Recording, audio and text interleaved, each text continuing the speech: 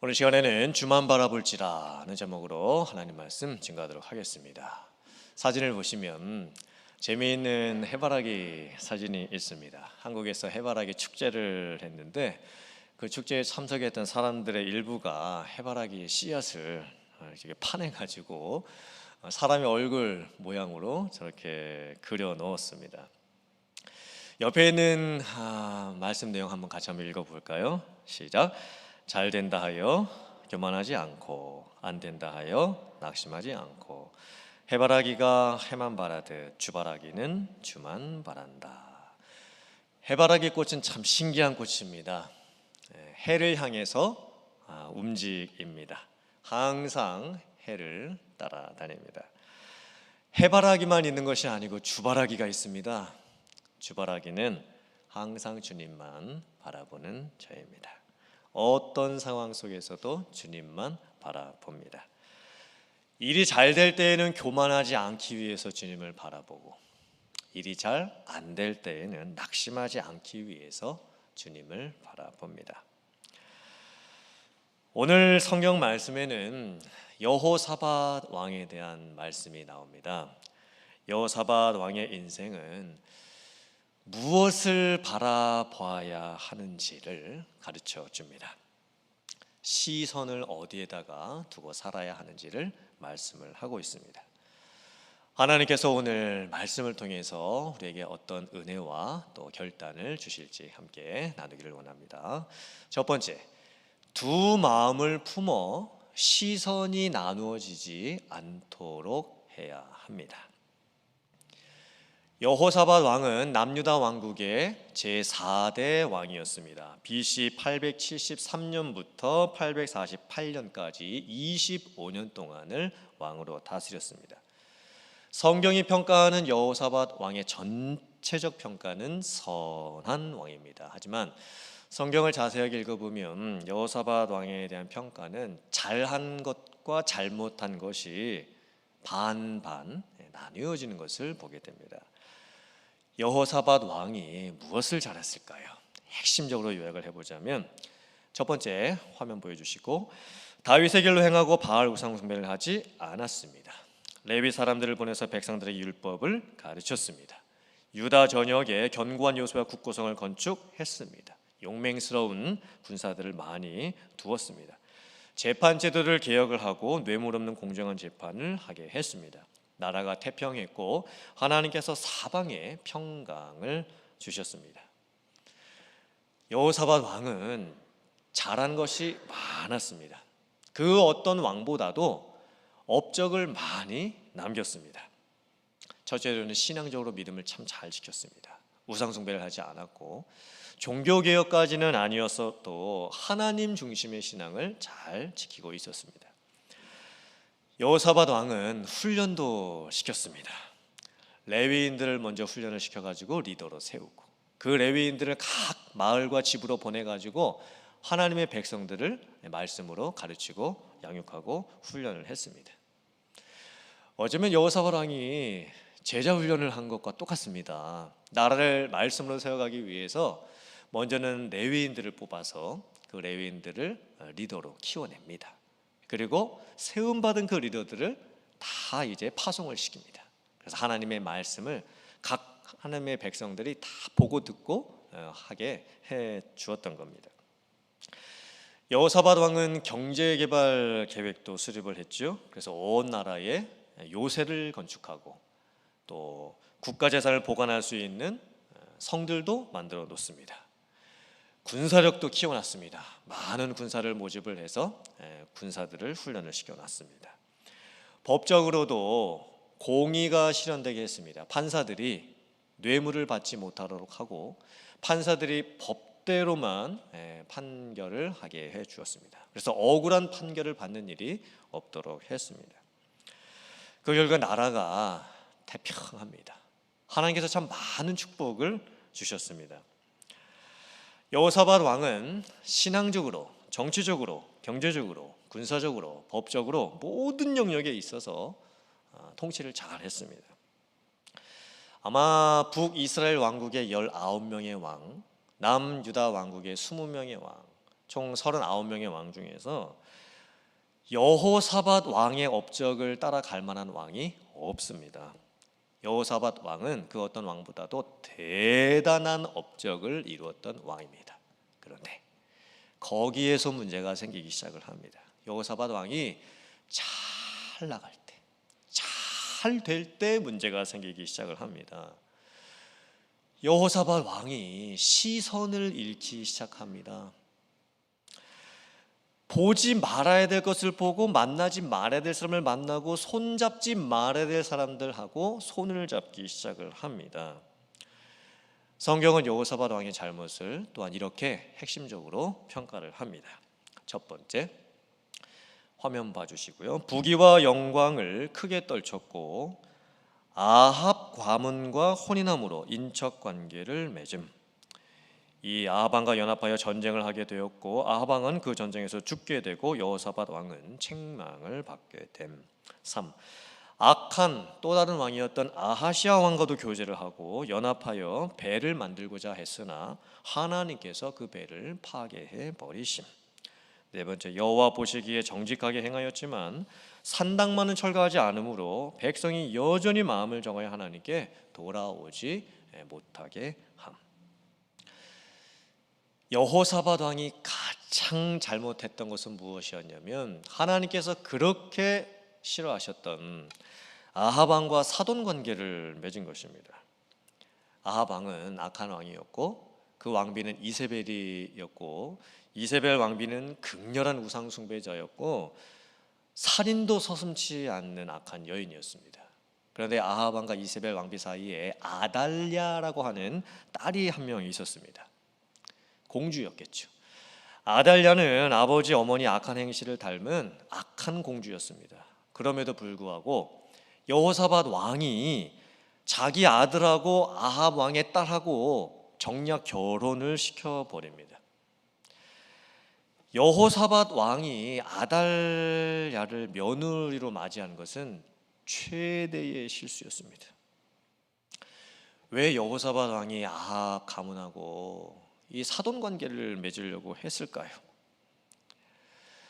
여호사밧 왕은 생각하기를 자기가 더 잘 되기 위해서, 이 나라가 더 강한 나라가 되기 위해서는 북쪽에 있었던 이 북이스라엘 왕국과 좋은 관계를 맺어야 했고, 그것을 하기 위한 가장 좋은 방법은 자기 아들하고 아합 왕의 딸하고 결혼시키는 것이라고 생각을 했던 겁니다. 그렇게 하면 전쟁도 방지할 수 있고 내 나라가 더 부강한 나라가 될 수 있고 또 주변 국가들을 경계하기도 좋을 것이라고 착각을 했던 겁니다. 여호사밧 왕은 결국에는 아합 왕과 손을 잡습니다. 그리고 아합 왕이 전쟁을 하겠다고 하니까 그 전쟁도 도와줍니다. 하지만 그 전쟁에서 아합 왕은 죽게 되죠. 그리고 여호사밧 왕도 하나님으로부터 큰 책망을 받게 됩니다. 역대하 19장 2절 말씀 같이 봉독해 보겠습니다. 시작. 하나님의 아들 선견자 예후가 나가서 여호사밧 왕을 맞아 이르되 왕이 악한 자를 돕고 여호와를 미워하는 자들을 사랑하는 것이 옳으니까? 그러므로 여호와께서 진노하심이 왕에게 임하리이다. 하나님의 진노가 결국 여호사밧 왕에게 어떻게 임하게 될까요? 여호사밧 왕이 나중에 죽지요. 그리고 그 아들이 왕이 되는데 그 아들도 죽습니다. 그때 이 며느리였던 아달랴가 왕족들을 다 죽여버립니다. 그리고 자기 스스로 여왕으로 등극을 하게 됩니다.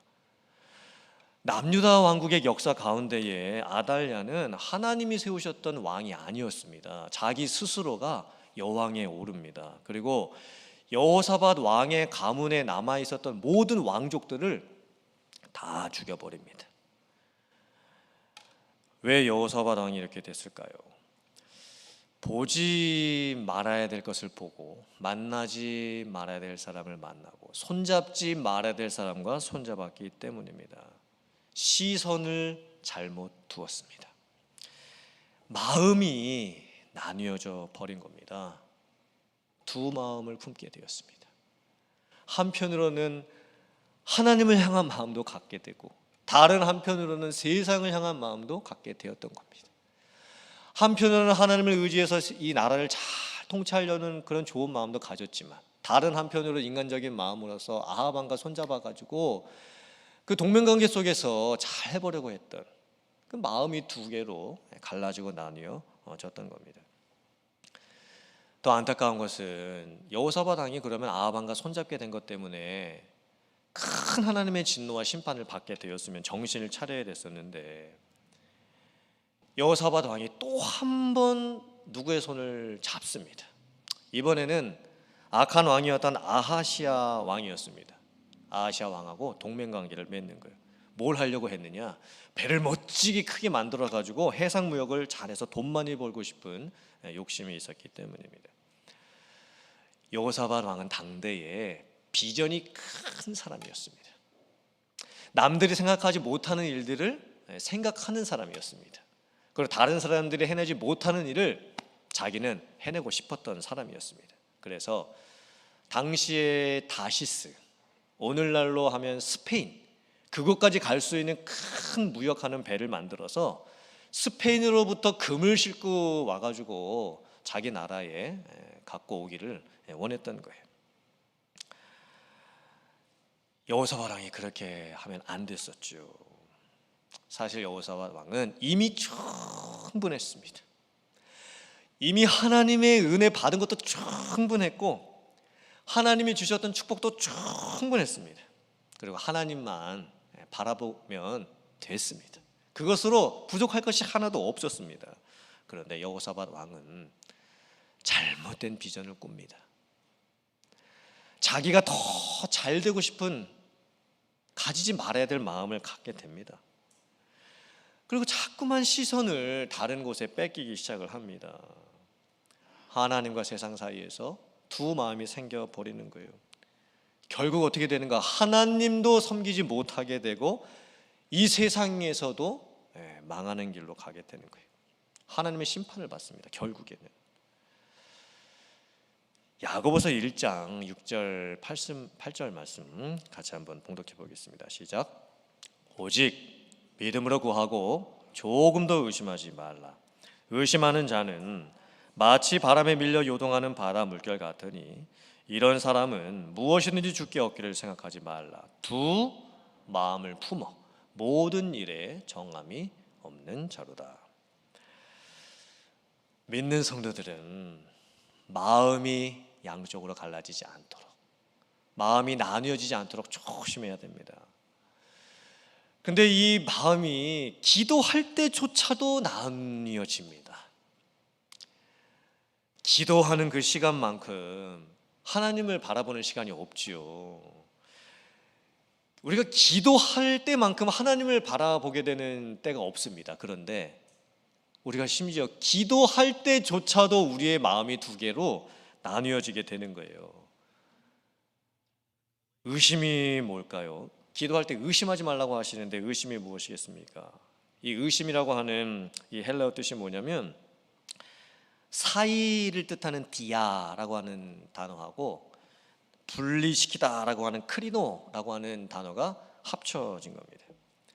의심이 뭐냐면 기도를 하는데도 신앙과 불신앙 사이에서 마음이 왔다 갔다 하는 것입니다. 하나님께서 두 마음을 품지 말라고 말씀하십니다. 두 마음이 헬라어로 디푸시코스라고 하는데 디는 두 개라는 뜻이고 푸시코스는 푸시케, 영혼, 마음이라는 뜻입니다. 그러니까 두 마음이 뭡니까? 두 영혼, 두 마음입니다. 나뉘어져 있는 상태. 마음을 정하지 못한 채 자기의 뜻대로 하나님과 세상 사이를 오가는 것. 오늘날 우리들이 잘 사용하는 표현에는 양다리를 걸치게 되는 것이죠. 예수님께서도 너희들이 하나님과 세상 두 주인을 섬길 수 없다고 말씀하십니다. 너희가 하나님과 물질 두 주인을 같이 섬길 수 없다고 말씀을 하십니다. 오늘 이 말씀을 보면서 지금 여러분들의 마음은 어떠신 것 같으세요?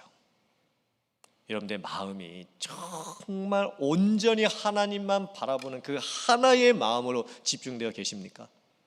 아니면 마음이 나뉘어지셔서 물론 내가 하나님도 믿고 있지만 기도도 때로는 하고 있지만 다른 한편에서 의심과 염려들이 물결처럼 밀려 들어오고 계시지는 않습니까? 성도 여러분, 지금 뭐 보고 계세요? 지금 시선, 여러분들의 이 시선이 지금 어디를 향하고 계십니까? 인생은 바라봄의 법칙입니다. 시선이 우리의 인생을 결정합니다. 내가 무엇인가를 바라보고 있다는 것은 내 마음이 거기에 있다는 것이죠. 내가 무엇인가에 시선을 준다라고 하는 것은 내 관심이 거기에 있다라는 것입니다. 그런데 우리는 때때로 믿음이 연약해서 보지 말아야 될 것을 보고 만나지 말아야 될 사람을 만나고 손잡지 말아야 될 것을 붙잡을 때가 많이 있게 됩니다. 시선을 고정시키십시오. 그리고 하나님만 바라보시기를 바랍니다. 하나님을 향해서 전심을, 마음을 드리는 여러분들 되시기를 바랍니다. 마음이 나눠지지 마시고 두 마음을 갖고 하나님과 세상을 겸하여 섬기는 인생 되지 마시고 한 마음, 집중하는 그 마음으로 온전히 주님만 바라보며 살아가는 그런 귀한 삶을 사시는 여러분들 다 되실 수 있기를 주님의 이름으로 축원합니다. 아멘. 두 번째, 하나님께서 우리를 위하여 싸우시니 가만히 있으라는 것입니다. 여호사밧 왕에 관련된 사건 중에서 오늘 본문의 말씀은 하나님만 바라보는 것이 얼마나 중요한지를 결정적으로 가르쳐 주시는 말씀입니다. 여호사밧의 인생 가운데에서 여호사밧이 다시 하나님만 바라보게 되는 인생의 터닝 포인트를 가져다 주는 중요한 사건입니다. 전쟁이 벌어지게 됐습니다. 남유다 왕국하고 주변에 있었던 세 개의 나라가 연합을 해서 이제 전쟁이 벌어지는 상황이 됩니다. 주변에 있었던 강대국 세 나라가 연합해서 남유다 왕국을 침공을 하게 되죠. 사실 여호사밧 왕도 어느 정도의 군사력을 갖춰 놓았습니다.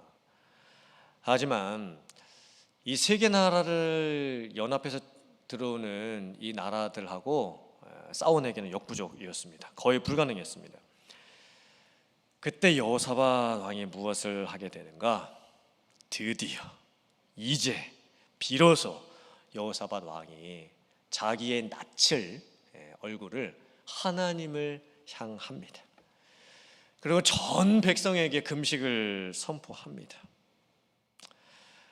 여호사밧 왕의 시선이 다시 하나님께 고정되기 시작을 하는 거예요. 하나님만 바라보기 시작을 합니다. 지금 전쟁의 상황이죠. 지금 적군들은 창과 칼과 방패를 가지고 지금 전쟁을 하러 옵니다. 그럼 나도 창과 칼과 방패를 가지고 전쟁을 해야 되면 마땅하지요. 하지만 아무리 생각을 해봐도 그런 전쟁을 했다가 이길 방법이 없는 겁니다. 아무리 내가 계산기를 두려봐도 답이 지금 나오지 않는 상황인 거예요. 그때 여호사밧 왕이 이렇게 기도합니다. 하나님, 우리를 치러 오는 저 큰 무리를 우리가 대적할 능력이 없고, 그리고 어떻게 내가 할 줄도 알지 못하옵고 오직 주만 바라보나이다. 오직 주만 바라보나이다. 그렇다면 오직 주만 바라본다라는 것이 무슨 의미일까요? 그냥 자포자기한 채 아이 뭐 어떻게 되겠지 라고 하는 그런 마음으로 기도나 해보자 라고 하는 그런 마음을 갖는 것일까요? 아니겠죠. 오직 주만 바라본다라는 것은 자포자기의 마음도 아니고 그냥 사람이 갖는 절박한 마음을 갖는 것도 아니고 하나님께서 알아서 다 해주시겠지라고 하는 그런 떠맡기는 마음도 아닙니다. 오직 주만 바라본다라는 이 여호사밧 왕의 마음에 담겨 있었던, 기도에 담겨 있었던 그 궁극적인 뜻이 뭘까요?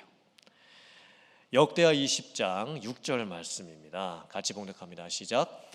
이르되 우리 조상들의 하나님 여호와여, 주는 하늘에서 하나님이 아니시니까 이방 사람들의 모든 나라를 다스리지 아니하시나이까.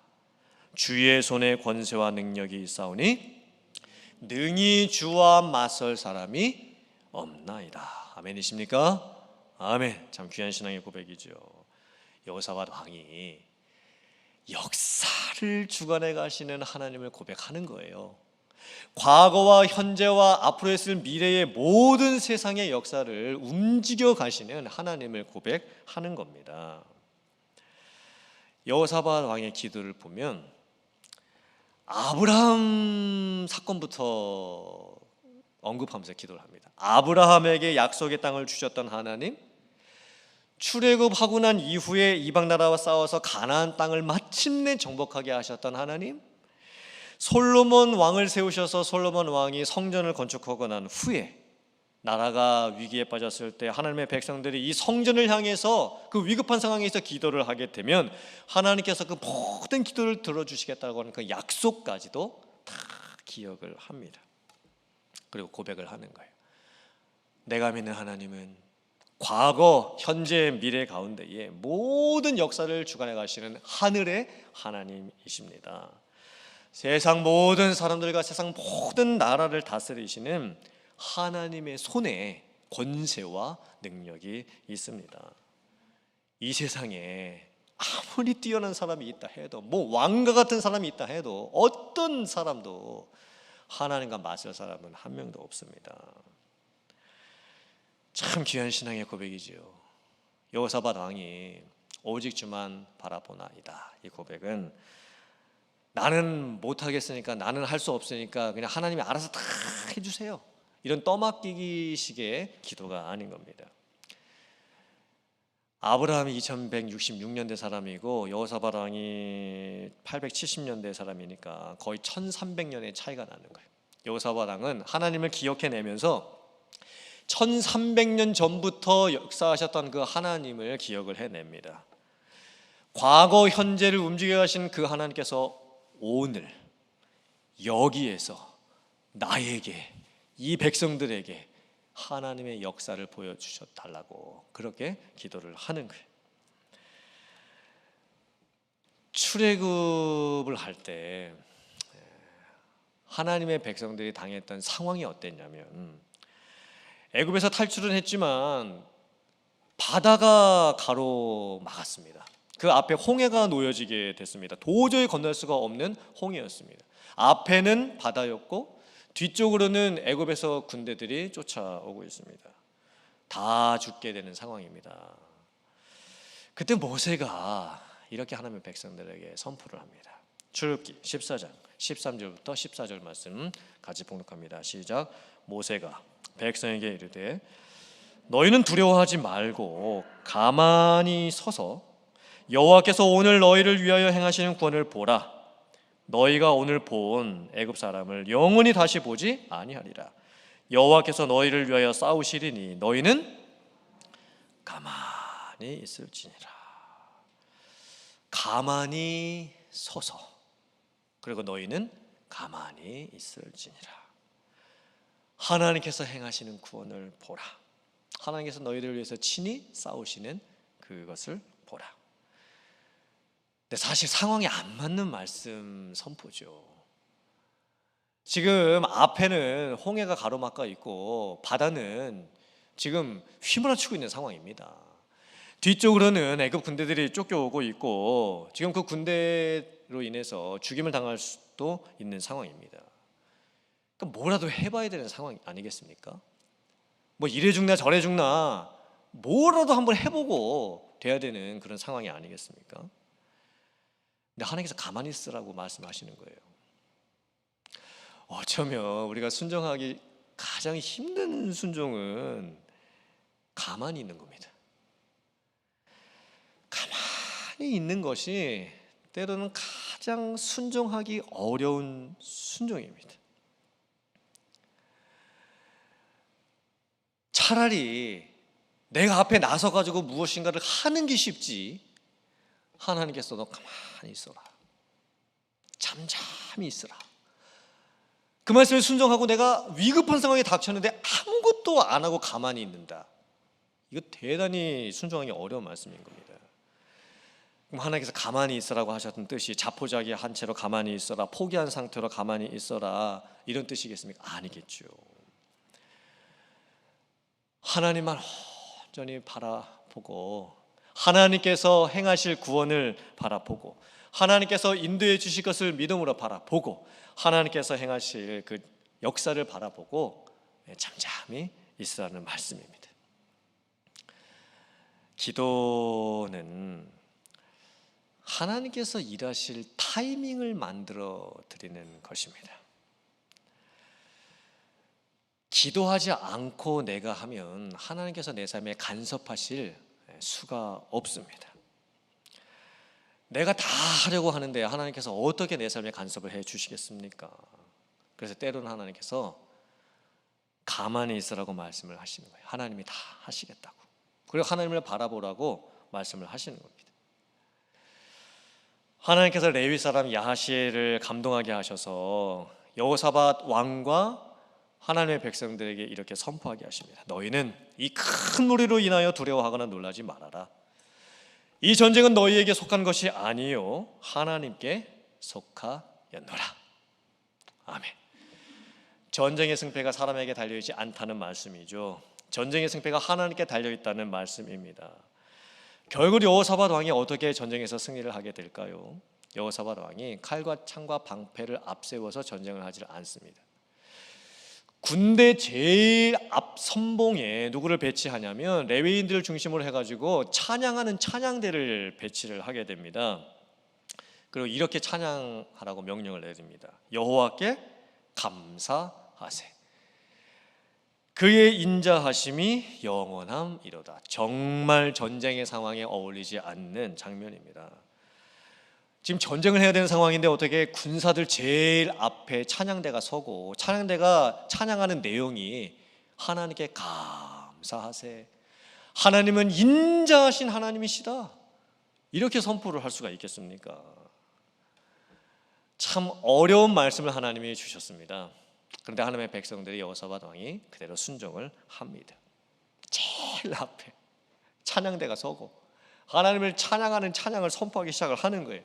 그리고 하나님께서 이제 실제적인 군사작전도 명하십니다. 복병을 배치하게 하시고 어느 지역에 매복작전을 펼쳐서 전쟁을 해라 이렇게 또 말씀을 해주시는 거예요. 그리고 결국에는 전쟁에서 이기게 해주십니다.